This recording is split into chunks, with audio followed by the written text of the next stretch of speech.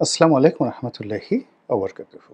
সম্মানিত দর্শক, বাংলাদেশ ব্যাংকের গভর্নর সাহেবের একটি বক্তব্য অতি সম্প্রতি রীতিমতো ভাইরাল হয়েছে।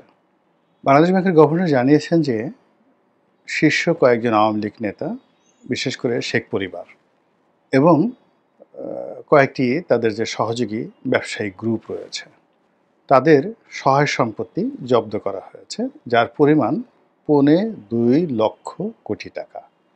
আবার বলছি যে এই যে 2.25 লক্ষ টাকা আওয়ামী লীগ নেতাদের সহায় সম্পত্তি, খুবই ক্ষুদ্র একটা অংশ, এটিকে সরকার জব্দ করেছে এবং এটিকে রিসিভার নিয়োগ করা হবে এবং এটিকে রাষ্ট্রীয় কোষাগারে যদি জমা করা হয়, তাহলে দেখা গেল যে একটা বাজেটের, আমাদের যে জাতীয় বাজেট, সেই বাজেটের একটা বিরাট অংশ এখান থেকে চলে আসবে। এক, এবং এই কাজটি খুব অল্প সময়ের মধ্যে এত সুন্দরভাবে করা হয়েছে যে এর ফলে তারা যারা এই কাজ করেছেন তাদের ভীষণ রকম একটা আশার সঞ্চার হয়েছে, ভীষণ রকম একটা উদ্দীপনা তাদের মধ্যে দেখা দিয়েছে। তারা চিন্তা করলেন যে ঢাকা শহরের কিছু শীর্ষ ব্যবসায়ী, তারপর শেখ পরিবারের কয়েকজন লোকজন তাদের সহায় সম্পত্তি জব্দ করে যদি 2 লক্ষ কোটি টাকা, 2.25 লক্ষ টাকা মানে 2 লক্ষ কোটি টাকা অন অ্যাভারেজে হয়, তাহলে সারা বাংলাদেশে উপজেলা পর্যায়ে, জেলা পর্যায়ে, তারপর ইউনিয়ন পর্যায়ে যদি চেয়ারম্যান, পৌরসভার মেয়র, উপজেলা চেয়ারম্যান, তারপরে উপজেলা পর্যায়ে, ইউনিয়ন পর্যায়ের বিভিন্ন কন্ট্রাক্টর রয়েছেন, ইউনিয়ন আওয়ামী লীগের সভাপতি রয়েছেন, যারা ইতিমধ্যে অনেক মামলার আসামি হয়ে পলাতক রয়েছেন, তো তাদের সহায় সম্পত্তি যদি এভাবে জব্দ করা হয়, এই ওসিলাতে যে তারা পলাতক, তাদেরকে ধরার জন্য এটা করা খুব জরুরি। তাহলে সরকারের জন্য আসলে আরও অতিরিক্ত 10 লক্ষ বা 12 লক্ষ কোটি টাকার সহায় সম্পত্তি জব্দ করা এটা কোনো বিষয় না, এবং সেই কাজটি করার জন্য তারা চমৎকারভাবে এগোচ্ছেন। অন্য একটি পত্রিকাতে আমরা যে রিপোর্ট দেখলাম, সেই রিপোর্টটা হলো যে এই ইউনিয়ন পর্যায়ে আওয়ামী লীগের ধনাঢ্য ব্যক্তিদেরকে টার্গেট করার জন্য যে তালিকা প্রণয়ন, সেই কাজটি ইতিমধ্যে করা হয়ে গেছে এবং পুলিশের যে অপরাধ শাখা সিআইডির মাধ্যমে এই কাজটি করা হয়েছে।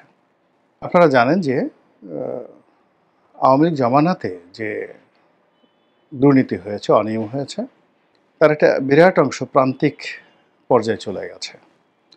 যেমন ধরুন একটা ইউনিয়ন, আমি আমার এলাকাতে বলতে পারি, একটা ইউনিয়নের চেয়ারম্যান, সে প্রায় 7-8 কোটি টাকা খরচ করে গ্রামে একটা বাড়ি করেছে, অনেকগুলো তার গাড়ি আছে, তারপরে শেষে নগদ অর্থ আছে, অথচ আজ থেকে 8-10 বছর আগে তার কিছুই ছিল না, ঢাকা শহরে একটা মেসে ছিলেন। এখন এই ভদ্রলোকের সহায় সম্পত্তি যদি জব্দ করা হয়, তাহলে সরকার কম করে হলেও 20 থেকে 30 কোটি টাকা পেতে পারে। এরকম একটা ইউনিয়নে একজন ইউনিয়ন চেয়ারম্যানের যদি 20 কোটি টাকা হয়, তাহলে সেই চেয়ারম্যানের সহযোগী অন্তত 10 জন লোক পাওয়া যাবে, যাদেরকে একটু ধরলেই, বা তারা ইতিমধ্যে পলাতক আছে, আরও 20 কোটি টাকা পাওয়া যাবে। তো একটা ইউনিয়নে যদি 20 কোটি টাকা পাওয়া যায় চেয়ারম্যানের কাছ থেকে, অন্যান্যের কাছ থেকে 20 কোটি, তো সব মিলিয়ে 40 কোটি টাকা। আরও ধরেন কিছু লোক আছেন, সব মিলিয়ে তারা টার্গেট করলো যে আমরা 50 কোটি টাকা প্রতিটি ইউনিয়ন থেকে আমরা কালেকশন করব আওয়ামী লীগের লোকদের সহায় সম্পত্তি জব্দ করে। এটা কোনো বিষয়ই নয়, সে টাকাও আছে, সহায় আছে, সম্পত্তি আছে, বৈধ অবৈধ পরের ব্যাপার, বাট সরকার যদি জব্দ করে এই টাকা সংগ্রহ করতে চায়, এটা তার জন্য কোনো বিষয় না। ফলে কি হলো, সারা বাংলাদেশে রীতিমতো একটা দৌড়াদৌড়ি শুরু হয়ে যাবে। সেই দৌড়াদৌড়ির রাজনৈতিক ফল আছে, অর্থনৈতিক ফল আছে, সেটি নিয়ে দ্বিতীয় পর্যায়ে আলোচনা করবে। এখন ইউনিয়ন ছেড়ে আপনি চলে আসেন উপজেলাতে। তো উপজেলাতে যদি আপনি 100 কোটি টাকা টার্গেট করেন, যে একটা উপজেলা থেকে আপনি 100 কোটি টাকা টার্গেট করবেন ইউনিয়নের বাইরে গিয়ে, শুধু উপজেলা সদরে যারা উপজেলা পর্যায়ে রাজনীতি করেন।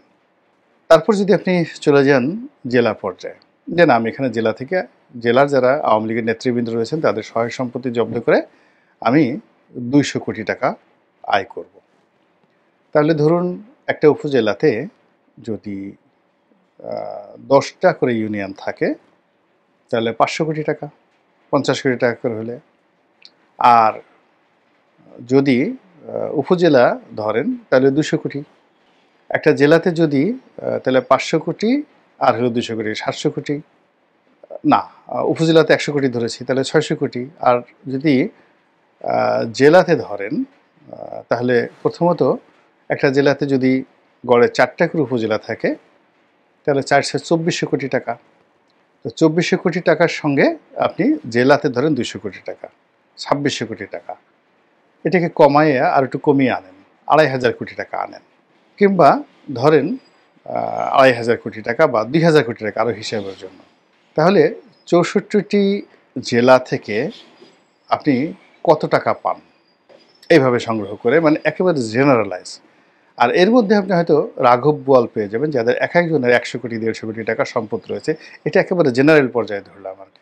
এর ফলে সরকার যদি 10 লক্ষ কোটি টাকা সংগ্রহ করেন, ফ্রিজ করেন বা অবরুদ্ধ করেন, তখন এই লোকগুলো ছেড়ে দে মা কেঁদে বাঁচে। এর কারণ হলো মানুষের জীবনে যত অপকর্ম, মানে যা কিছু মানুষ করে তার একটা বিরাট অংশ সে করে টাকা উপার্জনের জন্য। তো সেই টাকা যখন সরকার অবরুদ্ধ করে ফেলে সে লোক পাগল হয়ে যাবে, অনেক আত্মহত্যা করবে, অনেকের পরিবার একেবারে রাস্তার ফকির হয়ে যাবে। এর ফলে আওয়ামী লীগের অস্তিত্ব থাকবে না, যত কথাই বললেন না কেন। মানে আপনার যদি সম্পত্তি নিয়ে নেওয়া হয়, বাড়ি নিয়ে নেওয়া হচ্ছে, বাড়ি থেকে বউ বাচ্চাদেরকে তাড়িয়ে দেওয়া হচ্ছে। এখন বেনজির হয়তো দেশের বাইরে যেতে পেরেছে, কিন্তু যদি একজন চেয়ারম্যানকে এই কাজ করা হয় তাহলে সে কোথায় দাঁড়াবে? তাকে গিয়ে ফকির হয়ে অন্য জায়গায় শ্বশুরবাড়িতে থাকতে হবে, অমুক বাড়িতে থাকতে হবে, এবং ওই অবস্থাতে কেউ কাকে আশ্রয় দেয় না। তো এইভাবে সারা বাংলাদেশে যদি আওয়ামী লীগের 10,000 বা 20,000 লোককে এভাবে টার্গেট করে নেতৃত্ব শূন্য করে দেওয়া হয়, তাহলে তাদের কাছে দুটো অপশন থাকবে। একটা অপশন হলো পাগল হয়ে যাওয়া, আওয়ামী লীগ ছেড়ে দেওয়া। দ্বিতীয় অপশন হলো সরকারের সঙ্গে একটা নেগোসিয়েশন করা, নেগোসিয়েশন করে সরকারের যে দল সেই দলে যোগদান করা এবং মামলা মোকদ্দমা এই সহায় সম্পত্তি জব্দর অবস্থা থেকে নিজেদেরকে ফিরে আনা। এর ফলে কী হলো, সরকার দাঁড়িয়ে গেল। এবং ঠিক এটাকে বলা হয় ইস্ট ইন্ডিয়া থেরাপি। নবাব সিরাজউদ্দৌলার পরে মীর জাফর আলী খান, মীর জাফরের পর যিনি আসলেন মীর কাসিম, মীর কাসিমের পরে আবার মীর জাফর। এই দীর্ঘ অর্থাৎ 57 থেকে 67 পর্যন্ত 12 বছর। এই 12 বছরের মধ্যে বাংলার যত ধনিক শ্রেণী ছিল, সামন্ত যারা ছিল, তাদের সবাইকে ফকির বানিয়ে দেওয়া হয়েছিল।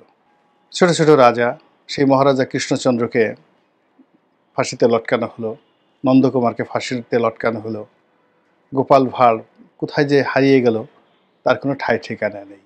অর্থাৎ এই 12 বছরে ইস্ট ইন্ডিয়া কোম্পানি পুরো বাংলাদেশের যে অর্থনীতিতে যারা চালিকা শক্তি হিসেবে কাজ করতো, বড় বড় ব্যবসায়ী, আমলা, জমিদার, তারপর শেষে সুবেদার, এই পুরো সিস্টেমটাকে তারা ভেঙে দেয়। ভেঙে দিয়ে শুধু থাকে ইস্ট ইন্ডিয়া কোম্পানির যারা লোকজন, তারা, তাদের পোষ্য দালাল এবং শ্রমিক, কৃষক, মোটে মজুর। ফলে এই শ্রেণীদেরকে দিয়ে জুলুম অত্যাচার করে তারা প্রায় 200 বছর এই ইংরেজরা ভারতবর্ষ শাসন করে গেছে। তো এই যে ইস্ট ইন্ডিয়া থেরাপি, এই থেরাপিটা মোরাললেস এই আধুনিক বিশ্বে সব জায়গাতেই কিন্তু প্রতিপক্ষকে দমন করার জন্য ব্যবহার করা হচ্ছে। এবং এটা আমেরিকাও করে, তারপরে শেষে ইউরোপ করে, ভারত করে, এমনকি আমাদের দেশে যে সরকার আওয়ামী লীগ ঠিক সেম কাজটি করেছে। তারা বিএনপি এবং জামাতের যত রকম প্রতিষ্ঠান আছে, ইসলামী ব্যাংকগুলো দখল করে নেওয়ার কী রিজন ছিল বলেন তো? জামাতকে অর্থনৈতিকভাবে দুর্বল করে দেওয়া। জামাতের যত ব্যবসায়িক প্রতিষ্ঠান ছিল সব তছনছ করে দিয়েছে। বিএনপির আব্দুল আল মিন্টু, মোর্শেদ খান থেকে শুরু করে বড় বড় যারা ব্যবসায়ী ছিলেন, নেকে খান গ্রুপ, গিয়ে দেখেন পুরো বিএনপির যারা ফাইন্যান্সে ছিলেন সবাইকে রীতিমতো দেউলিয়া করে দেওয়া হয়েছে। ফলে বিএনপির কিন্তু মেরুদণ্ড ভেঙে গেছে। এই যে এখন বিএনপি লোকদের যে চাঁদাবাজি কেন হচ্ছে? অভাব থেকে। এরা একসময় ধনী ছিল, এরপর গরিব হয়ে গেছে। 15-16 বছর যাবৎ গরিব হতে হতে এখন তাদের আবার টাকা উপার্জন করার স্বাদ হয়েছে। তো এই জন্য খুব তাড়াহুড়ো করতে গিয়ে দীর্ঘদিনের ক্ষুধার্ত মানুষের সামনে যখন খাবার দেওয়া হয় তখন তার মাথা ঠিক থাকে না, সে দেখা গেল মুরগির রানের কামড় দিতে গিয়ে হাড্ডি সহ খেয়ে ফেলে, গলা আটকে যায়। তো এখন এই চাঁদাবাজিতে বিএনপির গলা আটকে যাচ্ছে।